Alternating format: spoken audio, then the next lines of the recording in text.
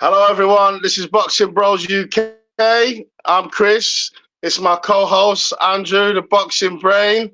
Oh, We're here to talk to you about a fight that's gone under the radar, really. I yeah, think Lomachenko versus the ferocious Kambosos in Australia. yes, indeed, yeah. So, yeah, I guess the first point of call, Chris, has got to be congratulations to Loma. Nearly 37, still got a bit in the tank.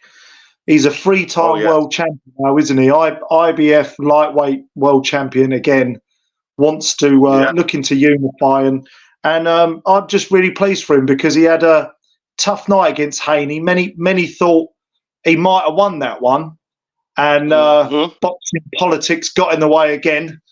And yeah. It well could have done gone to either him. way. That fight could have gone either way. Yeah, it was one of them what you liked, wasn't it? But Yeah, really but pleased for him. I'm sure you was too, Chris. yeah, really, really happy. He just showed he's still got it. And one thing that impressed me in this fight, he didn't. He wasn't downloading information in the matrix or whatever they call it for too Yeah, long. yeah, He was a bit more assertive yeah, about his work, and I don't know if it was yeah. because it was Kambosos was moving back in straight lines, trying to jab with him. And like he was, I don't know what the hell he was doing. He was like trying to have a boxing match with one of the best Yeah. boxers ever. Well, Very, it was weird when I was watching it, and I don't know if you noticed this, Chris. Like when Cambosos was going back to his corner, he was getting information from all angles, wasn't he? They're all talking, they're confusing him, and the game plan seemed really weird. Like we all know, don't we? You fight the boxer, yeah, you box the fighter. Like why is he trying to exactly. get? Why is he trying to? Why was he trying to box and not throw? Like hardly any power punches landed. It was such a strange performance. I thought, like, it He, was odd. he was the thing was though. I just think like you alluded to earlier. I think Mm. Lomachenko was nullifying everything. Like he Yeah, landed a yeah, good body shot, and then Kambosos would land a good body shot. Then he'd get tagged about 3 or 4 times in the face with a yeah, combination. yeah. you know? It's true. It's like Loma's counter punching was really on point. His timing and his counter punching. He just looked. He looked a level above Cambosos that night. And Yeah, Cambosos, as you said just before we went on live, was Cambosos is a top fighter. He's beat some good guys. I know he had a slightly dodgy last performance, but Lomachenko looked just a level above. Level above. yeah. I think Lomachenko is just like, yeah, I'm back, and I think he's learned from his losses as well. You know, because Yeah, the loss to Haney, the loss to, and I can put that down to a bit too much downloading. And against Haney, I think he could have won, but yeah, again, I think he just relied on like downloading information and think that he's gonna land the clean. yeah, Because yeah, he does land the cleaner work, but sometimes that's not enough. You need to be a bit more busier, and I think in this fight, yeah, he upped his game a little bit with experience, learning from his losses.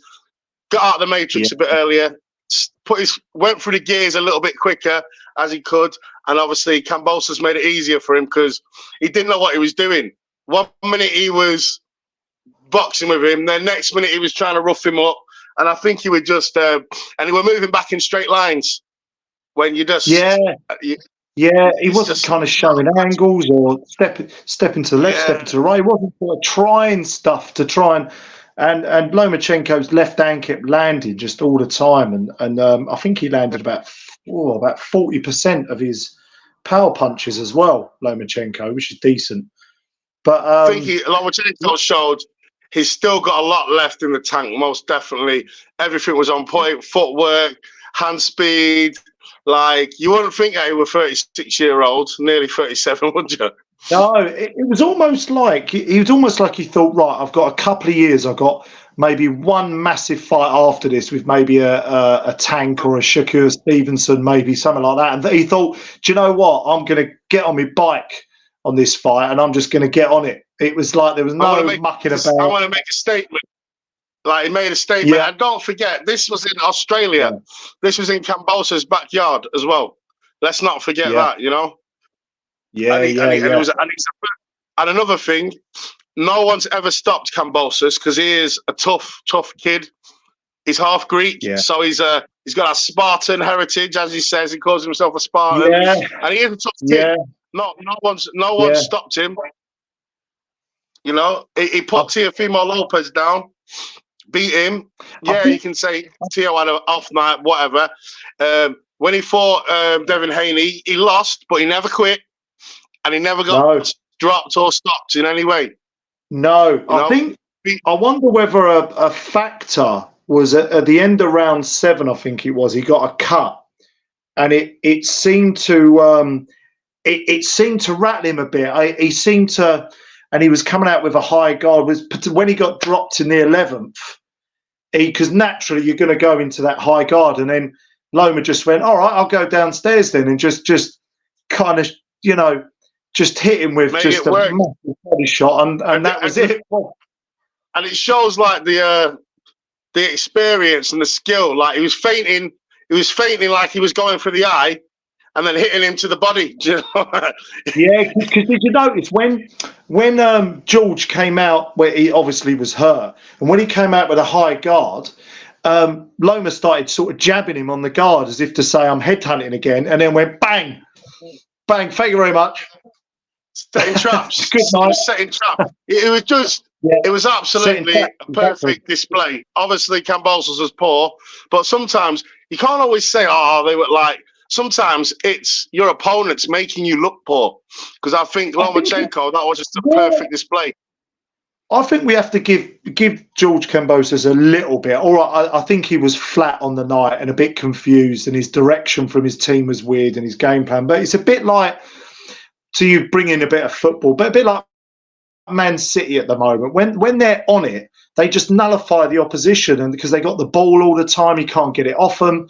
And sometimes it's just like, can you imagine being in there? Imagine being in there with Lomachenko when he's on that sort of form.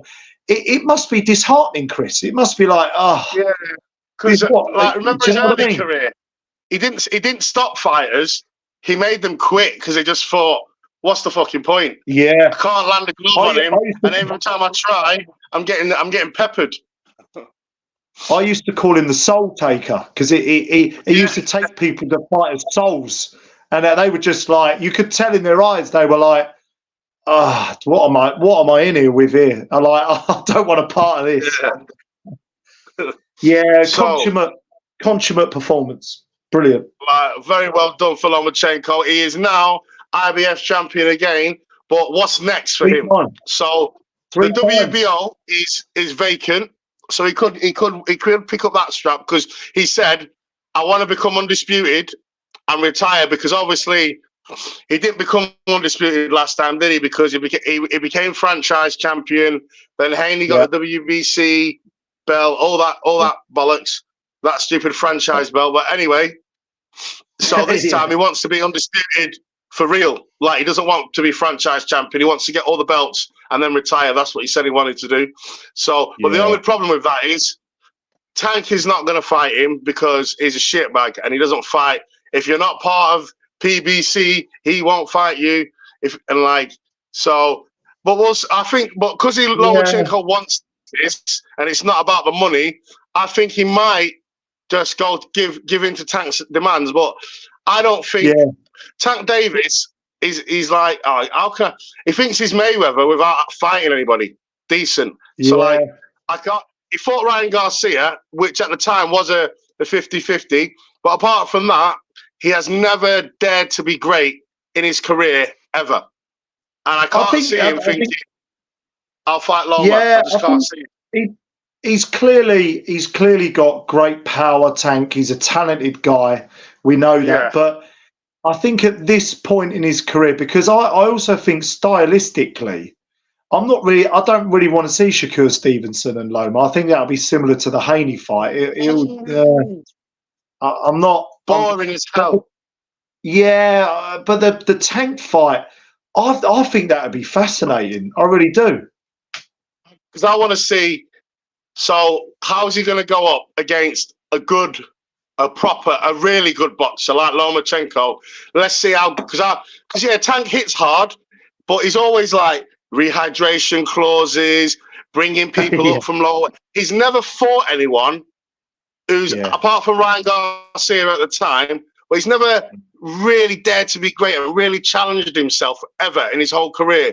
So I'm fascinated to see him and I would love to see that fight, and I hope it can happen next, because what I can see happening is Lomachenko's going to fight one of the Eastern Europeans who are high up in the rankings in WBO, win that, then I can't see Tank fighting him. I just can't see it. But I would love it, and I would love it for Lomachenko, and I'll be rooting for him to win.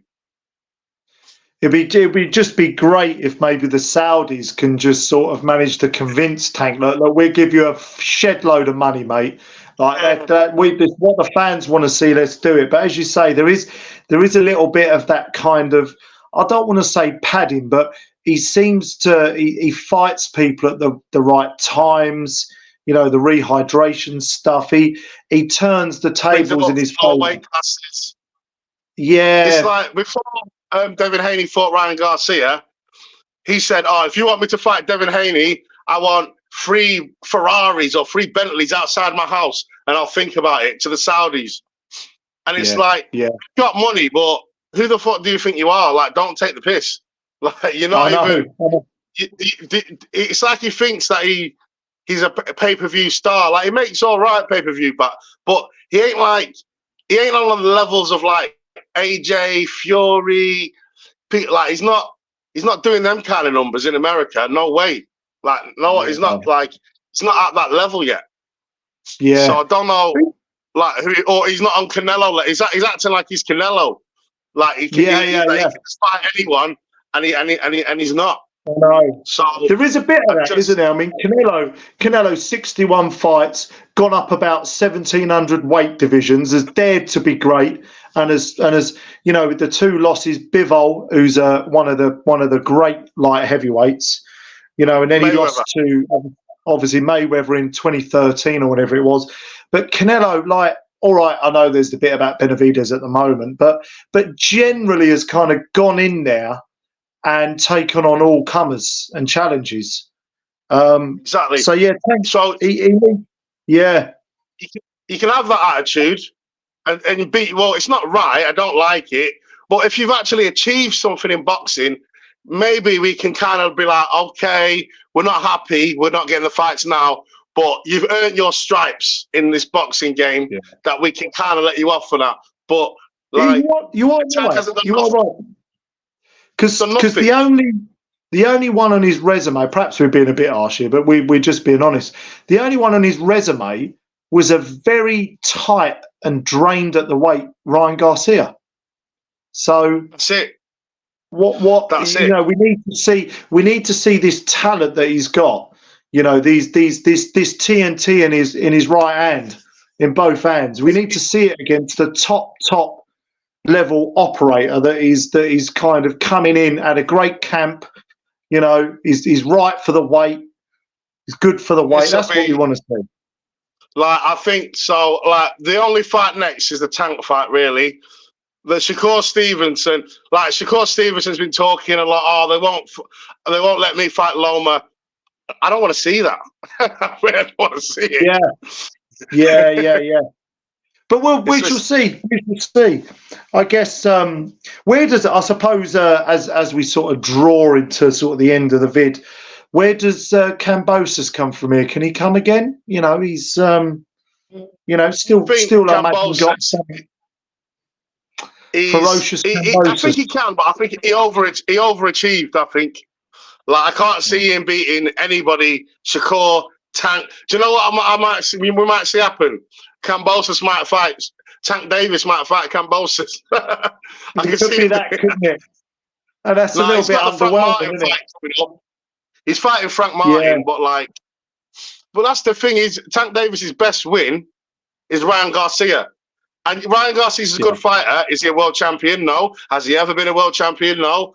Is he just a hot prospect? So your best win is beating a hot prospect who is now a steroid cheat, apparently, and and he hasn't even won a title. So it's just like his and legacy was in boxing.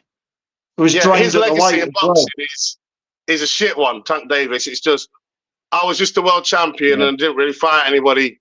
I wasn't in any good fights and I didn't really fight anyone where it's 50-50. Just it's quite a shame really because the guy is talented. He's hella talented. Yeah, yeah. Can't deny. He's a potential. Yeah. I just well, let's conclude on that. And well done, Lomachenko. Very, very happy for you. I hope you fight Tank Davis next. If not, definitely go for the WBO title and be unified champ again. And, why not? Yeah. All right. God bless everybody. Don't forget to like and sub, everyone. Cheers. Yes. Subscribe, people. Cheers. Ta. Cheers, Chris.